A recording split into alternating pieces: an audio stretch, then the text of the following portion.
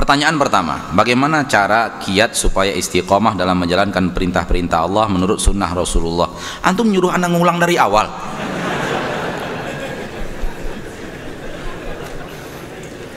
Piye toh? Ini nyuruh ngulang dari awal ini. Subhanallah. Sabar.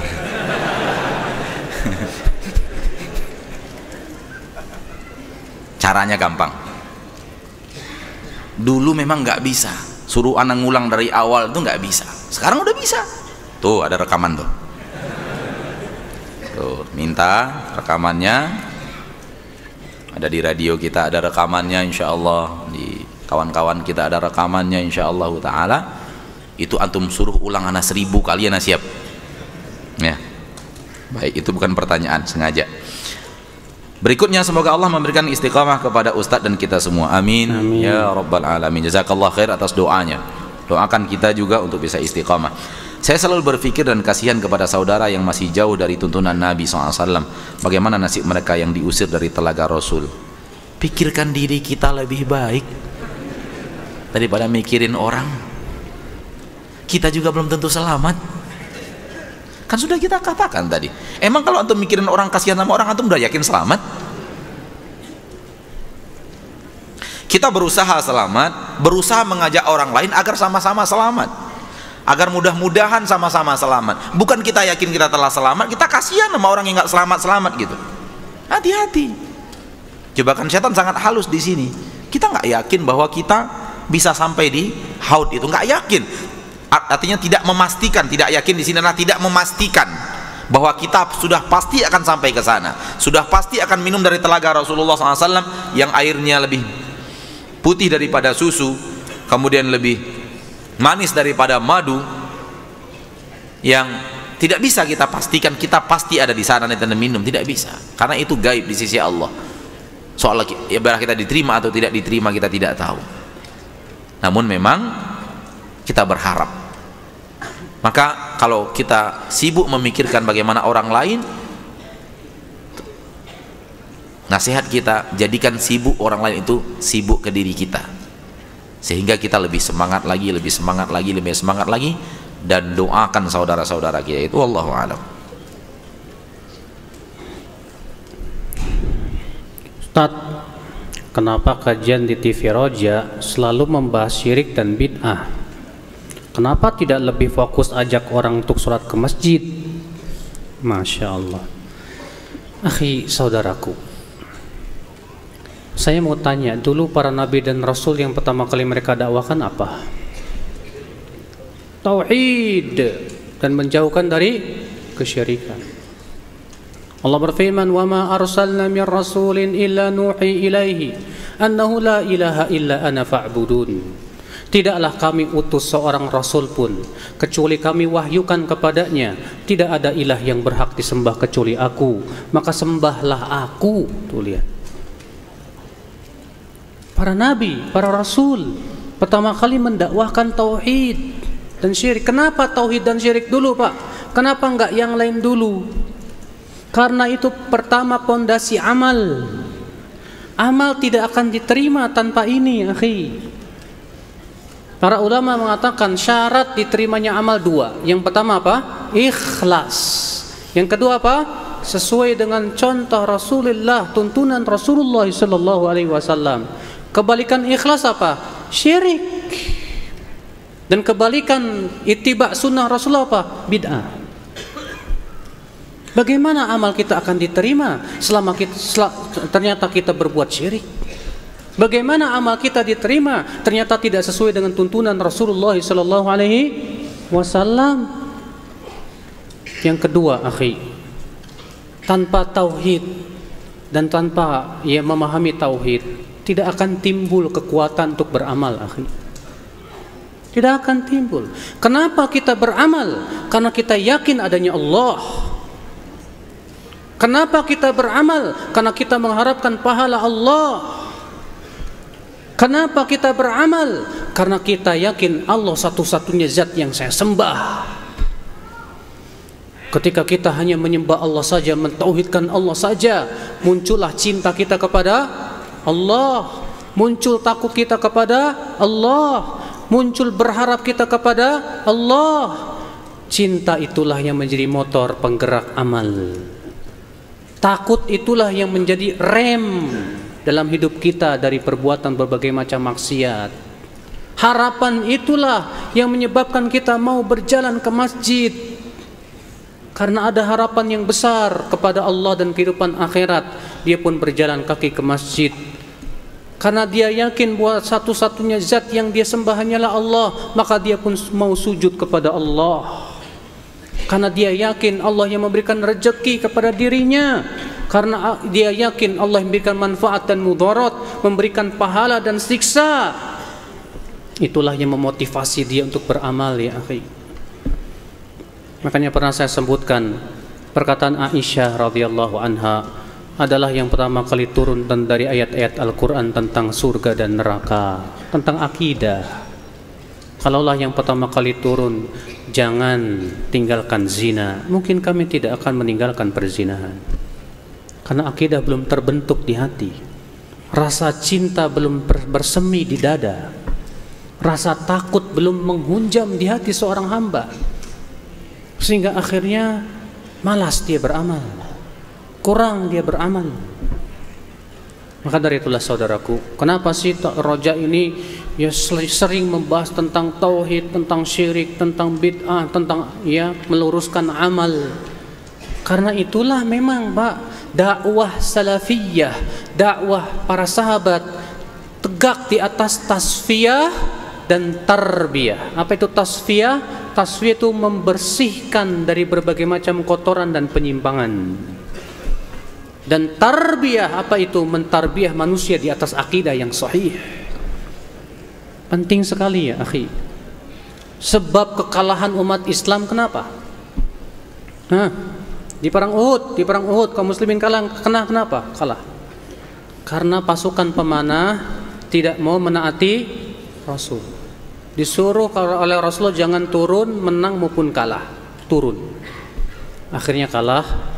Gara-gara itu kaum muslimin kalah. Allah abadikan dalam surat Ali Imran. Untuk apa? Supaya dijadikan pelajaran. Di perang Hunain kalah. Padahal kaum muslimin pasukannya 3 kali lipat lebih besar pasukannya, Pak. Di perang Hunain Allah mengatakan laqad nasarakumullahu fi mawatin katsiratin wa yauma Hunain. Sungguh Allah telah menolong kalian di tempat-tempat yang banyak, dan terutama di perang Hunain, kata Allah. Id a'jabatkum, ingatlah di saat itu kalian merasa ujub bangga dengan jumlah yang banyak kalian.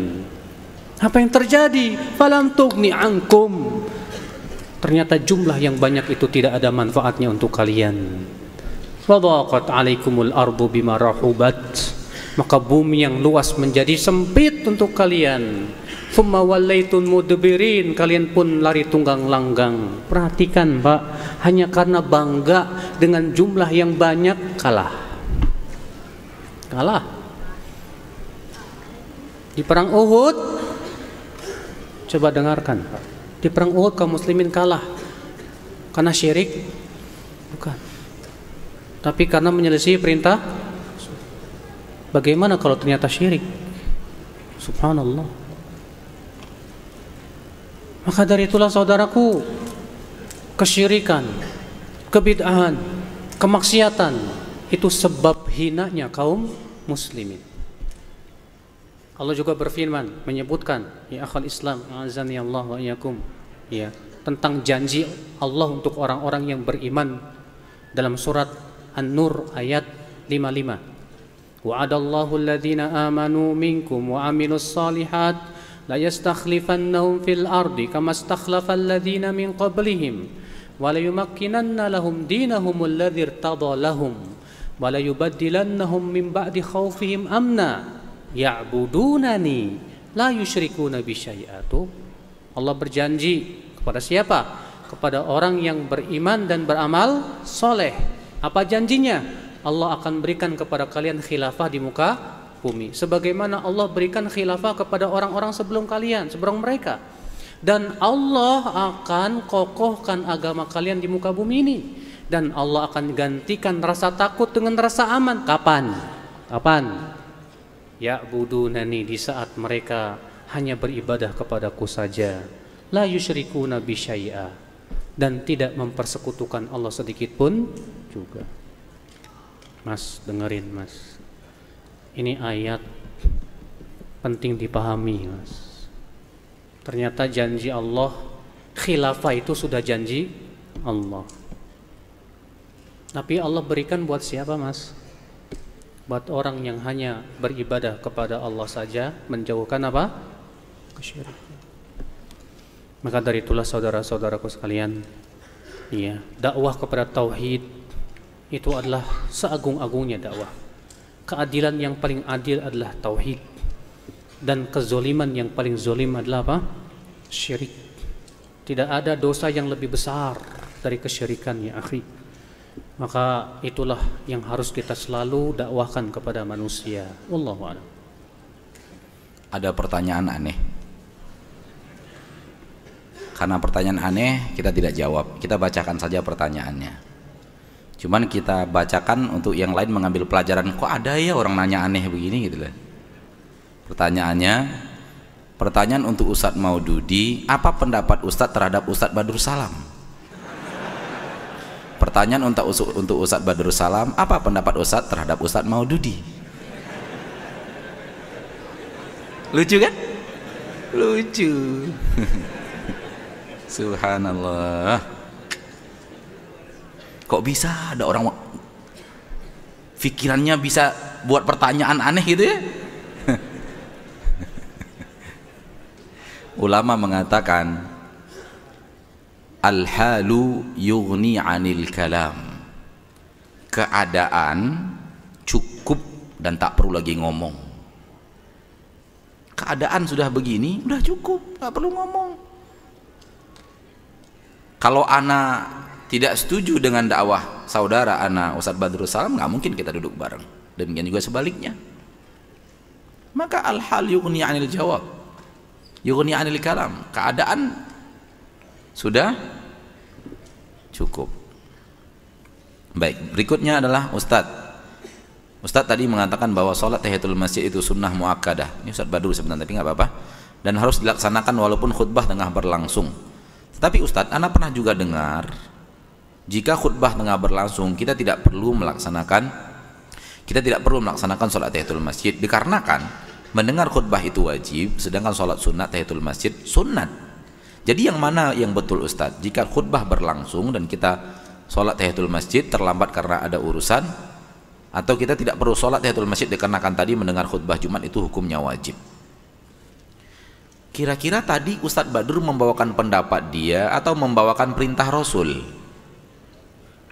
Hadis yang dibawakan atau pendapat beliau? Coba jawab. Hadis. Rasul sedang khutbah, ada sahabat yang terlambat masuk, langsung duduk nggak tahiyatul masjid. Rasulullah potong khutbahnya dan mengatakan, sudah sholat? Belum. Kum sholli rakaatain. Berdiri, sholat 2 rakaat. Rasul.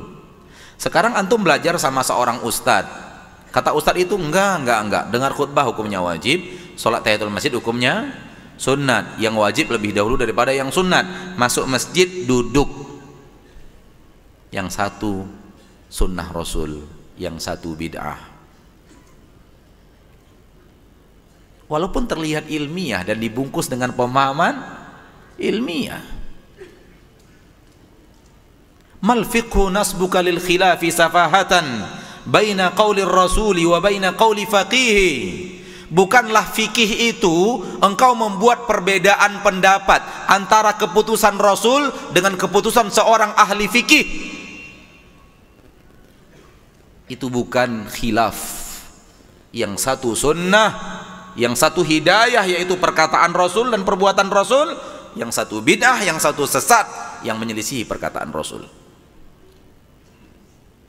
Jangan coba-coba Ustadz Rasul mengatakan begini, Ustadz saya mengatakan begini, saya mau pilih yang mana ya? Pilih aja. Mau pilih yang mana? Mau pilih Rasul apa mau pilih Ustadz? Tulis di kertas. Kalau masuk masjid pas khotib sedang khutbah harus tahiyatul masjid dari Rasulullah. Kalau masuk masjid khotib sedang khutbah tidak perlu tahiyatul masjid karena mendengar wajib dari Ustadz fulan. Taruh di kanan satu, di kiri satu. Rasul, Ustadz, Rasul, Ustadz, Rasul, Ustadz. Pilih yang mana ya? Udah cukup. Anda kok bingung gitu loh? Apa yang membuat antum bingung? Yang satu pendapat Ustadz, yang satu perintah Rasul. Apa sih yang membuat antum bingung? Bukankah bingungnya antum menunjukkan antum bingung?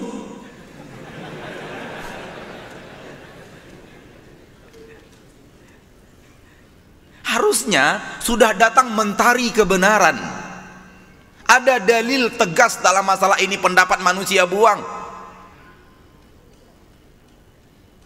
Kalau sudah Rasul yang berkata, siapa lagi perkataannya lebih benar daripada perkataan Rasul Sallallahu Alaihi Wasallam? Siapa lagi perkataannya akan kita ambil hidayah darinya lebih daripada perkataan Rasul? Ada orang lain di depan Rasul perkataannya yang bisa kita ambil setelah lebih hebat daripada Rasul? Enggak ada.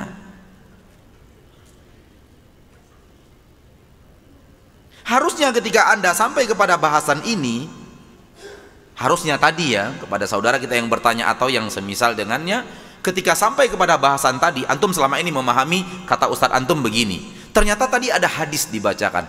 Oh, salah Ustadz saya, ini hadisnya benar. Gitu kan? Oh, salah ternyata pemahaman saya yang lama. Kalau masuk masjid lagi khutbah langsung duduk karena mendengar khutbah wajib, ini sholat sunat. Salah ternyata, Rasul saja potong khutbahnya untuk nyuruh sahabat sholat. Hadis. Harusnya sudah datang kepada antum mentari kebenaran. Hilanglah kegelapan cahaya ketidakfahaman atau kesalahan. Kegelapan ketidaktahuan dan kesalahan berfaham. Harusnya begitu. Kan rujukan utama kita Nabi Muhammad Sallallahu Alaihi Wasallam. Jangan orang membawakan hadis Nabi, begini Nabi memerintahkan, lalu kita bahas itu kan pendapat Ustadz. Pendapat Ustadz saya lain. Dia tidak mengatakan pendapat dia mengatakan Rasul memerintahkan. Lain kalau beliau tadi tidak membawakan hadis. Misalnya beliau mengatakan contoh sholat sunat muakkad. Sholat sunat muakkad itu harus dijalankan begini. Kalau ataupun ada khotib yang sedang khutbah, tetap tanpa membawakan hadis. Mungkin antum masih merasa itu pendapat beliau. Tapi yang beliau bawakan tadi hadis. Tidak pantas seorang yang dibawakan kepadanya hadis Nabi lalu dia katakan apa benar hadis itu karena ada pendapat orang lain seperti ini.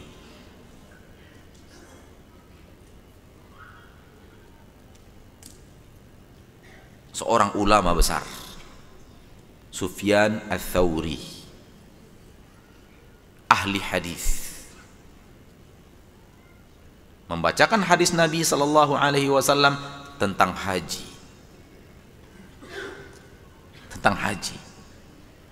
Dan Rasulullah memerintahkan haji tamattu', umroh dulu, selesaikan umroh, tahallul, potong rambut, bersenang-senang, bertamattu', memakai pakaian biasa, boleh lagi hubungan badan, boleh lagi yang dilarang larangan ihram. Setelah itu baru ihram haji, ihram lagi di musim haji.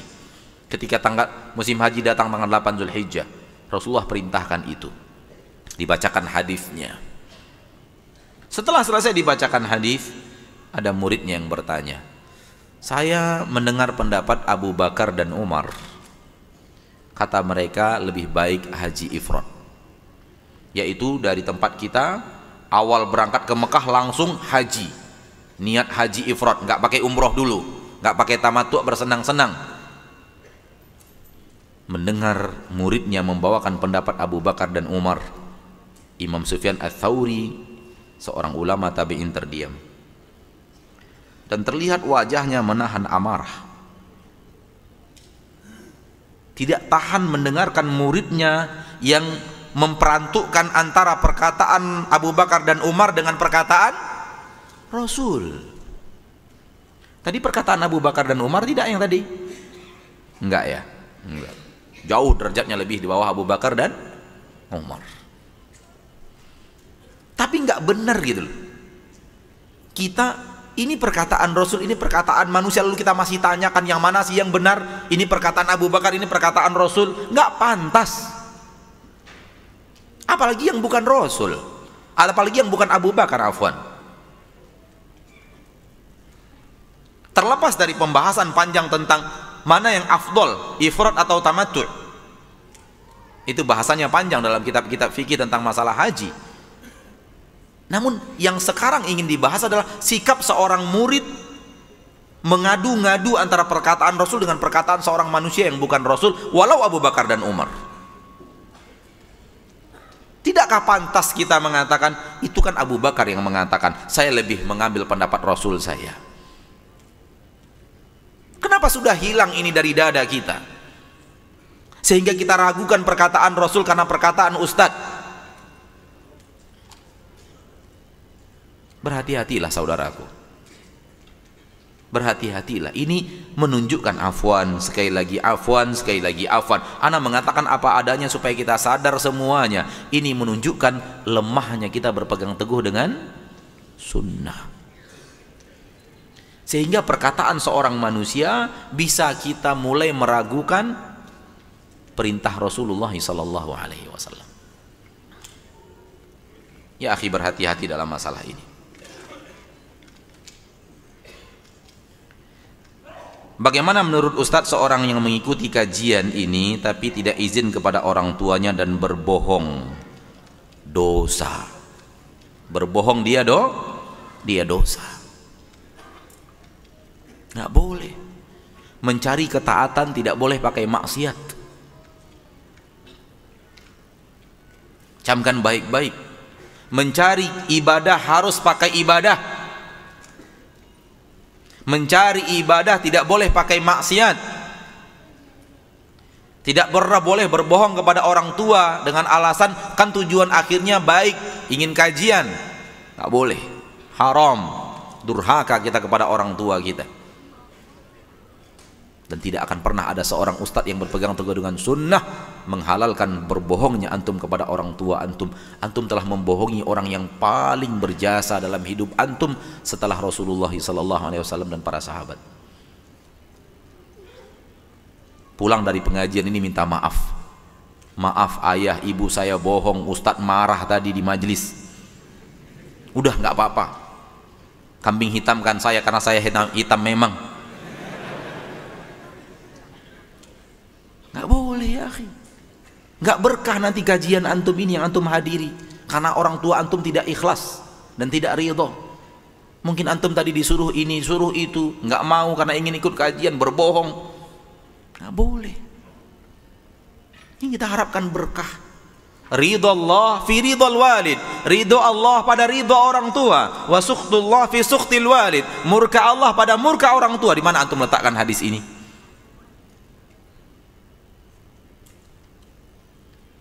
Murka orang tua karena antum bohongi, Allah murka. Ridho orang tua karena antum taat dan patuh, Allah ridho.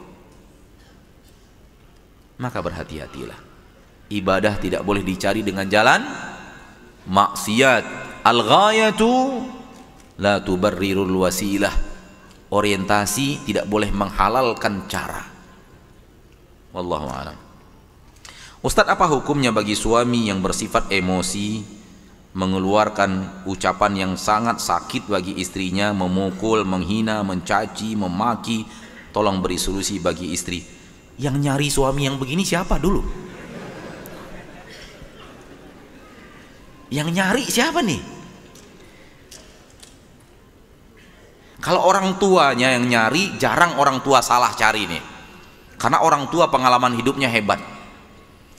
Sebentar saja laki-laki udah lihat, wah nih laki-laki kurang ajar ini, nggak boleh jadi menantu saya. Tapi yang sering itu anak perempuan tertipu oleh lelaki yang akhlaknya buruk, namun karena ingin meminang dibagus-baguskan akhlaknya. Orang tua yang syarat pengalaman melihat lirikan mata lelaki saja, dia sudah tahu, sudah mulai bisa memprediksi. ini lelaki jahat atau tidak. Karena orang tuanya juga laki-laki, iya kan? Dan dia pernah hidup seusia anak yang mau melamar anaknya ini. Sulit untuk dibohongi.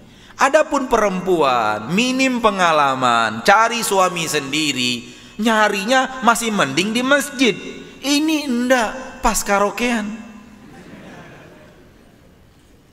Nyari suami di tempat kongkow-kongkow, nyari suami di apa namanya, di tempat nonton apa, bioskop.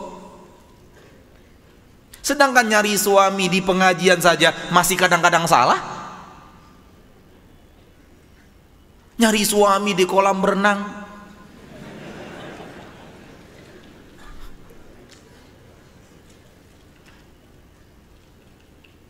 saya yakin dan percaya ibu yang bertanya ini, saya prediksi dia dulu yang nyari suami, bukan orang tuanya.